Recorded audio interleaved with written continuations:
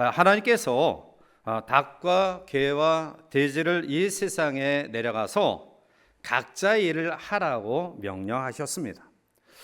닭이 세상에 와서 보니까 사람들이 너무나 게을러요. 그래서 매일 새벽 일찍이 꼭 소리를 질러 사람들을 깨웠습니다. 하나님이 보시고 제 본분을 잘 감당해서 상을 내리셨는데요. 그래서 닭은 머리에 이 벼슬을 달게 되었습니다. 이제 개가 세상에 내려와서 보니까 이리 보고 저리 봐도 다 도둑 심보를 가진 사람들 같이 보여요. 또 실제로 그러한 사람들이 많아서 이제 이 잘못된 마음을 가진 사람들을 경계하고 쫓아내려고 계속해서 멍멍 개소리를 지져가지고 쫓아냈어요.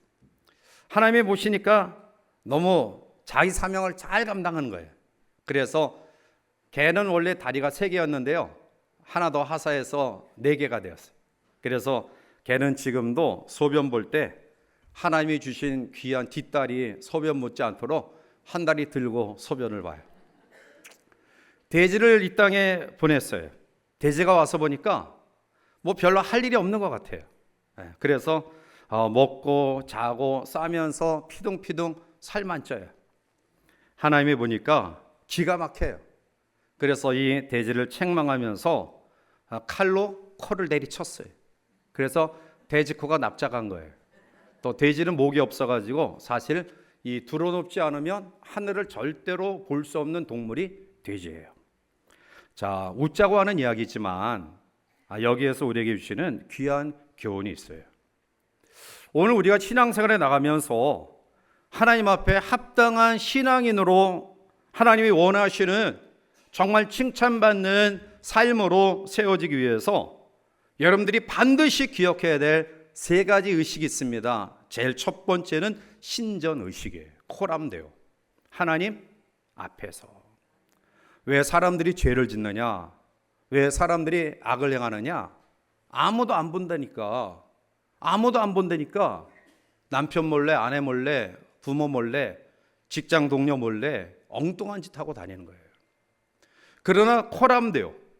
하나님이 불꽃 같은 눈으로 우리를 바라보고 계신다. 그럼 절대로 허튼 짓 할 수 없어요. 하나님이 보고 계시는데.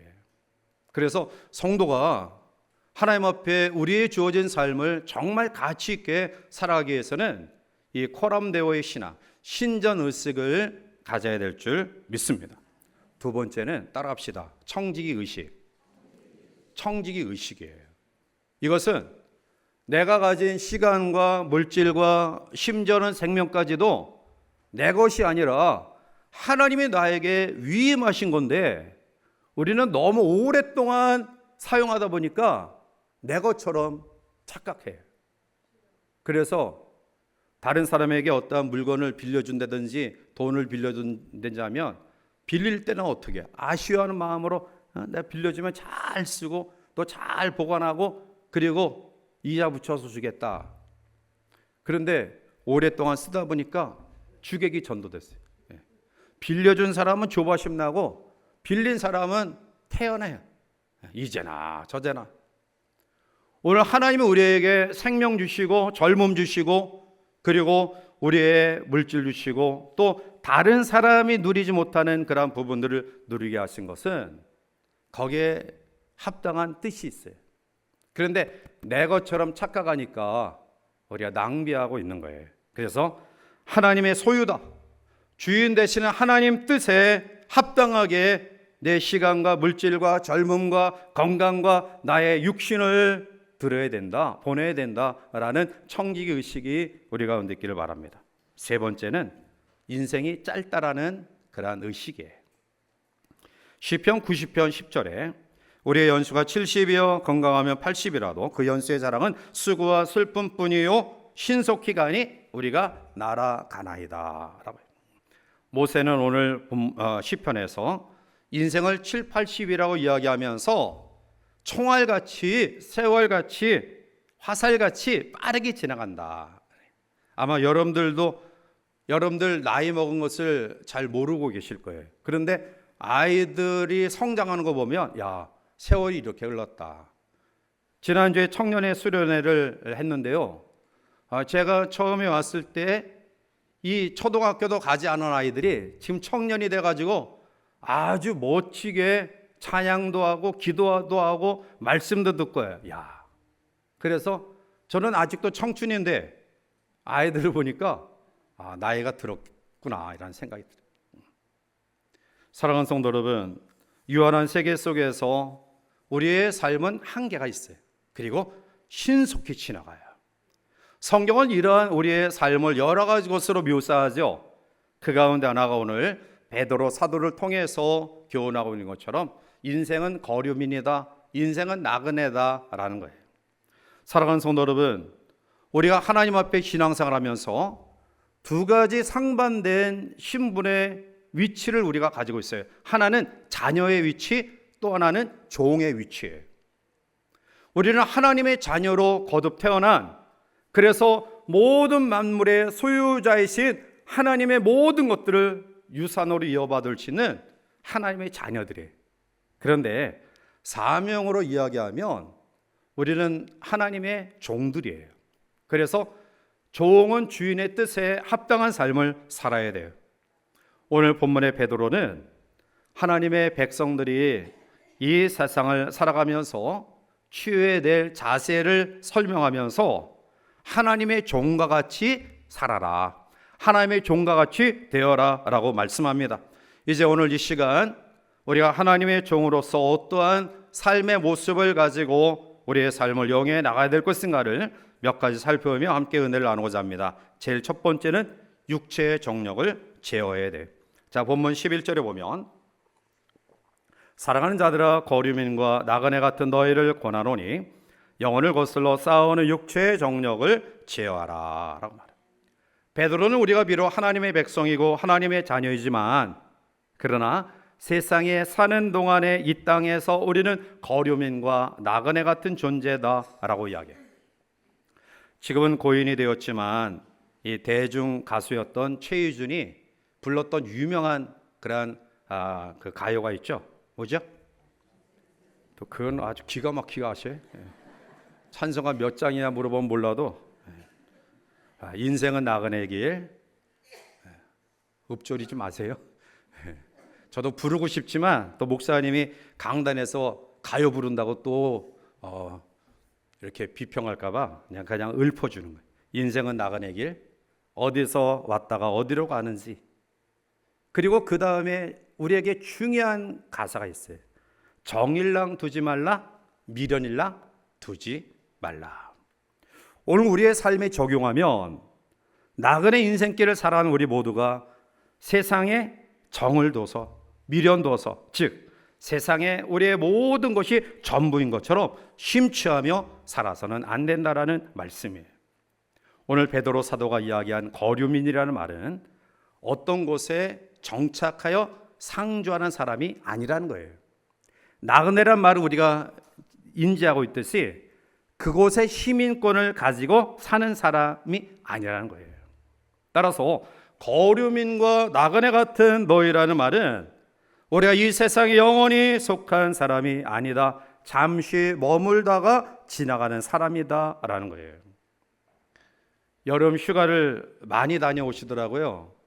그래서 제가 빠진 사람들을 이렇게 헤아려 보면 휴가 간 사람 아니면 코로나 걸린 사람, 두 종류더라고요. 중진들이 휴가 갈 때는 담임 목사한테 신고하고 갔어요. 왜냐하면 걱정하잖아요.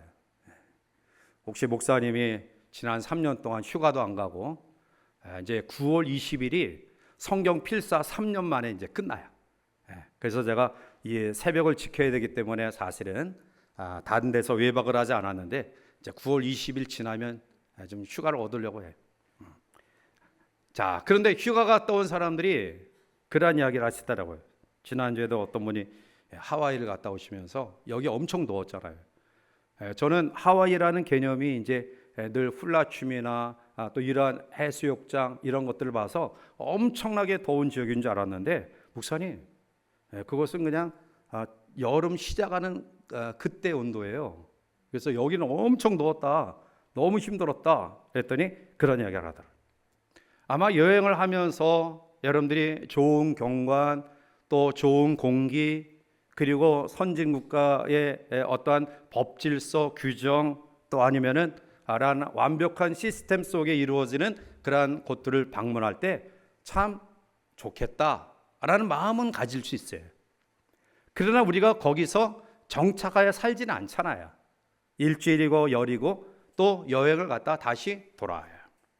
만약 여행하는 사람이 경관이 좋다고, 공기가 좋다고 거기 가는 곳마다 집을 사고 또 거기에 사업을 하고 또 뭐 정치의 꿈을 가지고 이러한 마음을 가지면 그 사람은 어리석은 사람이, 정상적인 사람이 아니에요. 빌립보 3장 20절에 그러나 우리의 시민권은 하늘에 있는지라 거기로부터 구원하는 자 곧 주 예수 그리스도를 기다리노니 라고 말해요. 즉 성도의 시민권은 하늘나라에 있어요. 그래서 우리는 하나님의 나라의 하나님의 백성, 하나님의 자녀예요. 오늘 베드로 사도가 육체의 정욕을 제어하라, 이 말은 먹고 마시고 놀고 쾌락과 이 땅의 삶이 마치 전부인 것처럼, 끝인 것처럼, 이후의 삶이 존재하지 않는 것처럼 자기의 모든 것들을 완전히 투자해서 이곳에 심취하는 삶, 이것이 바로 육체의 쾌락과 소욕을 따르는 사람들이에요. 오늘 우리는 하나님의 말씀에 입각해서 단지 주어지는 우리의 과정 속에서 기쁨과 또 감동과 감격을 누리지만, 그러나 이 세상은 우리의 종착지가 아니다, 지나가는 과정이다, 이러한 마음을 가지고 이 땅에 우리의 모든 것들을 심취하는 그런 어리석은 삶을 살지 않기를 주님의 이름으로 축복합니다. 두 번째는 선한 행실이에요.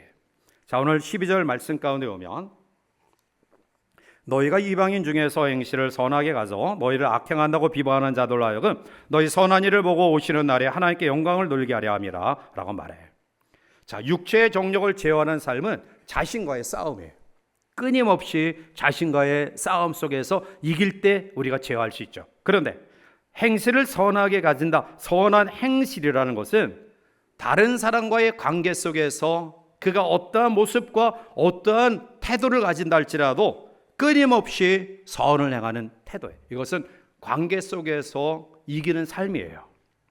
자, 그런데 여러분 12절, 여러분 상반절 자세히 보십시오. 너희가 교회 중에서 가정 가운데 행실을 선하게 가져라, 이렇게 이야기합니까? 아니죠. 너희가 어디서요? 이방인 중에서. 무슨 말입니까? 선한 행실을 가질 수 없는, 그래서 육체의 정욕대로 제멋대로 살아가는 이 세상의 삶의 환경 가운데 많은 사람들이 넓은 길로 가는 이러한 상황 가운데서도 선한 행실을 가져라. 교회 안에서 선한 행실을 가지는 건 당연한 겁니다. 가정에서 행실을 바르게 하는 것은 당연합니다. 그러나 중요한 것은 이방인 중에서 불신자들, 끊임없이 우리를 힘들게 하고 어렵게 하고 핍박 주고, 그리고 잘못된 가치관과 그리고 그것이 최선의 삶인 것처럼, 최고의 삶인 것처럼 많은 사람들이 살아가는 이 세상, 이 환경 가운데서 행실을 선하게 하라 말씀. 마태복음 5장 13절 위에 보면 우리를 세상의 빛이다, 세상의 소금이다 이야기해요.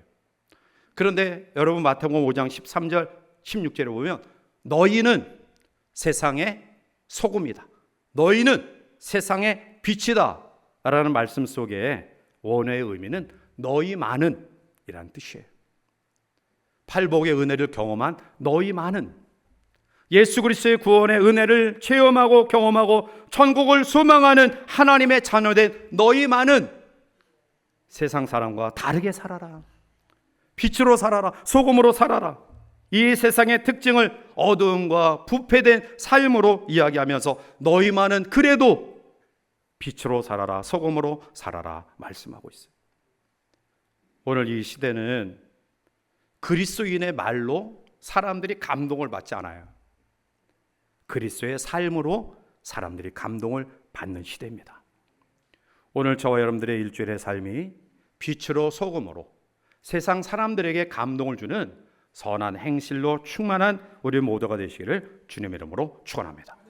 세 번째, 세상의 제도를 순종하라. 13절 14절에 인간의 모든 제도를 주를 위하여 순종하되 혹은 위에 있는 왕이나 혹은 그가 악행하는 자를 징벌하고 선행한 자를 포상하기 위하여 보내 총독에게 하라 라고 말해.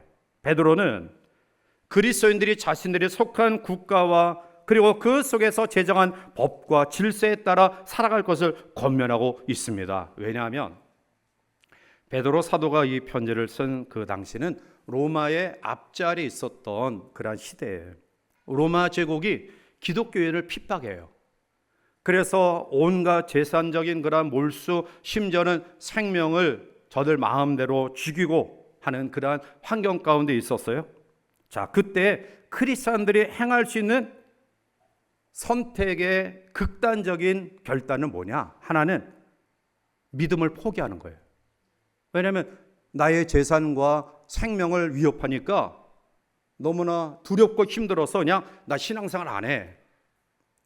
또 하나는 국가에 대해서 항거하는 거예요. 그래서 예수님이 하나님의 나라를 선포하고 또 하나님의 말씀을 전했을 때 제자들조차도 로마의 압제에서 해방시키는 정치적인 메시아로 예수님을 따랐던 거예요. 그래서 그 당시에 뭐 에세네파 또 뭐 사두개인 바리새인 여러 가지 사람들이 있는데 그 가운데 한 종류가 샬롯 땅이에요. 샬롯 땅. 이 샬롯 땅은 품에 과도를 항상 품고 다니면서 로마 정부에 대해서 칼로 무력으로 그것을 대항하겠다라는 의식을 가진 사람들이에요. 이러한 시대 속에서 베드로는 인내함으로 믿음 생활 잘해라. 믿음 생활 포기하지 말고 끝까지 신앙생활 해라. 이렇게 이야기하면서 또 다른 시민으로서의 권면을 이야기합니다. 그것은 로마 제국의 모든 그러한 제도에 순종하라. 그런데 단서가 있어요. 오늘 13절 상반절을 보면 주를 위하여 순종하되, 주를 위하여 순종하라는 거예요. 예를 들면 우리나라 국민이라고 한다면 국방의 의무, 납세의 의무, 근로의 의무, 교육의 의무 그거 감당해야 돼요. 여호와 증인처럼 종교적 신념을 이유로 해서 징집을 회피하는 것 그 죄입니다. 교육시켜야 돼요.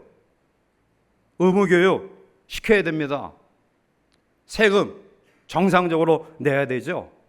이런 의무가 있어요. 그걸 잘 감당해야 돼. 예수 믿는 사람들이 더 앞장서서 그런 의무를 잘 감당해야 돼. 그러나 주를 위하여 순종하라. 우상을 섬겨라. 또 우상을 숭배하라. 이것은 아니죠. 성경이 이야기하는 하나님의 뜻에 위배되는 것에 대해서는 우리가 목숨을 걸고 지켜야 돼요. 여러분들이 차별금지법을 위해서 계속해서 기도하는 이유는 이게 성경에 위배된 창조 원리에 위배된 그러한 것이기 때문에 그래요. 국회의원들 정신 차리고 특히 믿는 사람들 이거 목숨 걸고 지켜야 돼요. 그런데 너무너무 안타까워요. 미국의 어떤 주에서는 성별을 표시하는 칸이 8칸이라고 하잖아요. 우리나라는 아직 2칸이에요. 남자면 남성, 여자면 여성. 성별 표시가 2개예요. 그런데 미국의 어떤 주에서는 뭐 동성애자들, 레즈비언 남자끼리 또 여자끼리 사귀고 결혼하고 이러한 성들까지 지금 인정하고 있어요. 이번 파리 올림픽이 사실 우리나라는 최소의 인원을 파견해서 최대 성과를 얻은 정말 선수들의 땀과 노력과 또 감독들과 코치들과 그들을 배후에서 지원하는 사람들의 이 모든 것들이 하나 되어서 놀라운 성과를 얻었지만 성경적으로 본 파리 올림픽은 가장 비성경적인 그러한 축제였어요.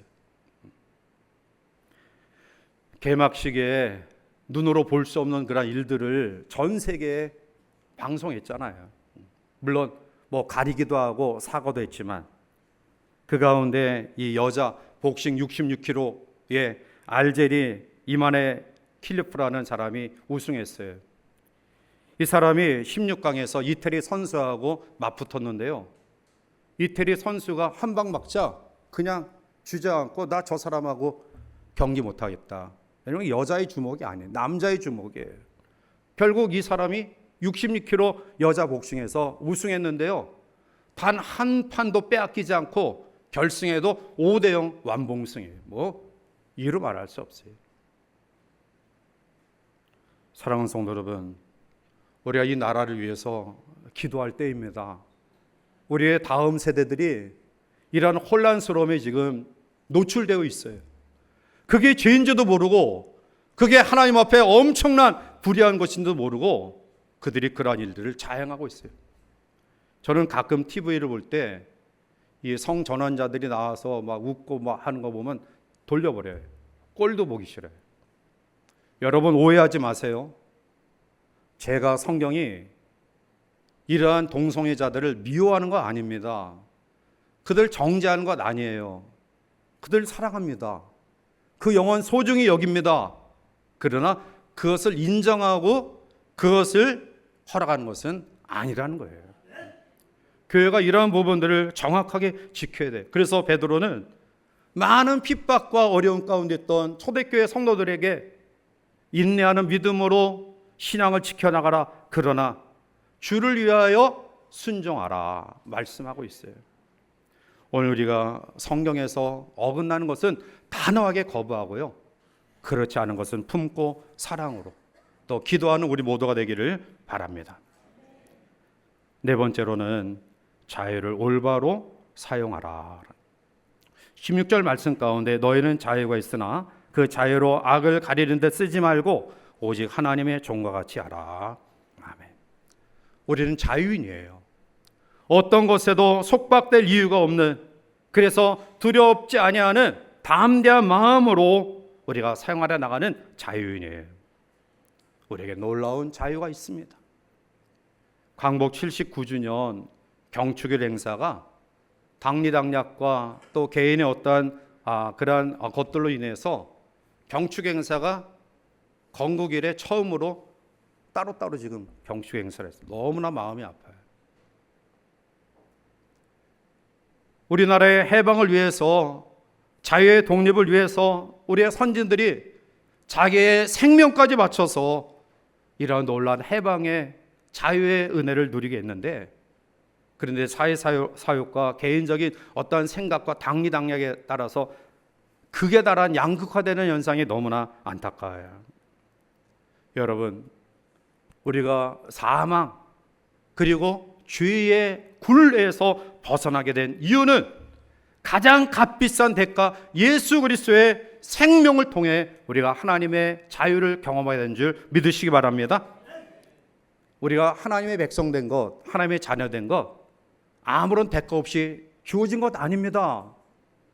가장 값비싼 대가인 예수 그리스도가 우리를 위해서 십자가에 피 흘려 돌아가심으로 우리는 죄의 굴레에서, 사망의 굴레에서 벗어나는 자유의 은혜를 경험하게 된 줄 믿습니다. 그래서 바울은 갈라디아 5장 13절에 형제들아 너희가 자유를 위하여 부르심을 입었으나 그러나 그 자유로 육체의 기회를 삼지 말고 오직 사랑으로 서로 종노릇 하라. 예수 믿는 하나님의 사람들이 세상 사람들과 똑같이 세속적인 것에 우리의 삶의 모든 관심을 두고 우리의 시간과 젊음과 우리의 생명들을 낭비하는 삶을 살지 말고 서로 사랑으로 섬겨라. 사랑으로 섬기는 그러한 삶을 우리가 살아가도 너무나 부족해요. 너무나 빠르게 우리의 시간들이 흘러가는데요. 오늘 하나님의 종으로서 우리에게 주신 이 자유를 섬김의 사랑으로 실천해 나가는 우리 모두가 되시기를 바랍니다. 마지막 다섯 번째로 하나님과 이웃을 사랑해야 합니다. 오늘 17절에 무사람을 공경하며 형제를 사랑하며 하나님을 두려워하며 왕을 존대하라 말하죠. 하나님을 경외하는 마음으로 모든 사람들을 공경하고 사랑하라 라는 말씀이에요. 이 말씀은 이미 새 계명으로 우리에게 주셨죠. 마태복음 22장 37절 이후에 예수께서 이르시되 내 마음을 다하고 목숨을 다하고 뜻을 다하여 주 너의 하나님을 사랑하라 하셨으니 이것이 크고 첫째 되는 계명이요 둘째도 그와 같으니 내 이웃을 내 자신같이 사랑하라 하셨으니 아멘. 최고의 계명은 두 가지. 우리가 어떠한 가운데도 결코 놓칠 수 없는 두 가지 계명은 하나님을 우리의 마음과 목숨과 뜻을 다하여 사랑하고 경외하고 경배하는 삶이고요. 또 하나는 이웃을 사랑하는 삶이에요. 자, 그런데 어떤 사람이 이웃을 사랑할 수 있을까요? 마태복음 22장 39절에 보면 내 이웃을 내 자신같이 사랑하라. 왜 우리가 하나님의 사랑을 깨달아야 되느냐? 왜 우리의 자녀들이 사랑으로 성장해야 되느냐? 사랑을 받지 못하면, 사랑을 깨닫지 못하면 사랑할 수 없어요. 왜 성도들이 원수까지 사랑할 수 있느냐? 죄인된 우리, 원수된 우리를 이미 주께서 자기의 목숨을 들여 사랑하셨기 때문에, 그 사랑을 받고 알았기 때문에 우리가 사랑할 수 있는 거예요.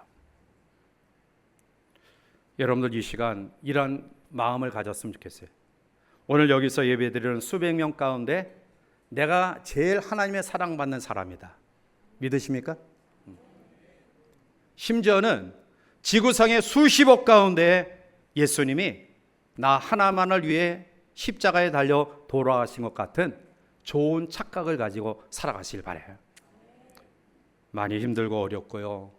우리 모두가 흙수저일 수 있지만, 그러나 하나님의 관점에서 보면 우리는 흙수저 아니에요. 자기의 생명을 통해서 우리를 구원하신 여러분 개개인이 너무나 소중하고 귀한 분들이에요. 우리의 모든 삶이 너무나 소중하고 아름다운 것입니다. 여러분, 주 안에서 자신을 사랑하시길 바라고 나를 좋은 게 여기는 이 사랑의 마음으로 우리 주변의 사람들을 사랑하는 성도들 되시기를 바랍니다. 말씀을 맺습니다. 우리는 순례자로 본향을 향해 나아가는 나그네예요. 사실 우리의 끝은 정해져 있어요. 성도의 마지막은 천국입니다. 믿으십니까? 우리의 마지막은 천국, 눈물도 없고 슬픔도 없고 이별도 없는 하나님의 나라예요. 그런데 우리의 삶이 흥미롭고 재미있는 것은 천국 그 결승점을 통과하여 새로운 삶을 하나님의 은혜 가운데 출발하기 이전까지 우리의 나그네 길을 어떻게 걸어가고 있느냐라는 거예요. 여러분, 지난 한 주간의 삶을 어떻게 캠퍼스에 여러분들의 삶을 그려오셨습니까? 그리고 한 주간의 삶을 어떠한 그림으로 여러분들의 인생의 가장 중요한 2024년 8월 오늘 며칠이죠? 18일, 19일부터의 한 주간을 그려나가실지요. 우리는 하나님 앞에 천국 따놓은 당상이에요. 천국을 보장받은 사람들입니다. 그러나 나그네 인생길에서의 삶의 그림은 내가 어떻게 그리냐에 따라서 아름다울 수도 있고요, 우중충할 수도 있고요, 사람들의 마음을 아프게 할 수도 있어요. 어떠한 그림을 그려가시길 원하십니까? 육체의 정욕을 제어하고요, 선한 행실을 가지고요, 우리의 모든 제도를 순종하는 마음과 예수 그리스도를 통해서 우리에게 알아가신 자유를 올바르게 사용하며 위로 여호와 하나님을 경외하며 아래로 모든 사람들을 사랑하는 마음으로 여러분들의 그림을 좀 아름답게 그리는 한 주간 되시기를 바랍니다. 그래서 하나님께 잘했다 칭찬받고 인정받는 믿음의 복된 성숙한 성도들이 되시기를 주님의 이름으로 간절히 축원해 드립니다. 기도하시겠습니다. 사랑의 하나님, 감사합니다. 우리를 구원의 반열에 세워주신 하나님 앞에 먼저 찬양과 영광을 올려드립니다. 그리고 잠시 지나가는 우리의 삶의 나그네 여정 속에 우리의 화폭의 아름다운 그림이 그려지기를 원합니다. 다른 사람의 마음을 아프게 하고 볼상사납고 또 의미 없이 낭비하는 삶이 아니라 하나님이 보실 때 참 잘했구나, 내가 너를 인정한다, 너의 주어진 시간들을 잘 활용했구나, 칭찬할 수 있는 아름다운 그림을 그리는 성도를 낼 수 있도록 이 한 주간 축복하여 주시옵소서. 하나님, 우리들 가운데 말할 수 없는 아픔과 힘듦을 가지고 오직 하나님의 도우심을 바라고 몸부림치는 성도들 계십니다. 하나님, 저들을 붙들어 주시고 인도하여 주셔서 다시 한번 제2의 자유와 해방의 기쁨, 하나님의 소망, 이런 것들로 승리하는 우리 모두가 될 수 있도록 도와 주시옵소서. 예수님의 이름으로 감사하며 간절히 기도하옵나이다. 아멘.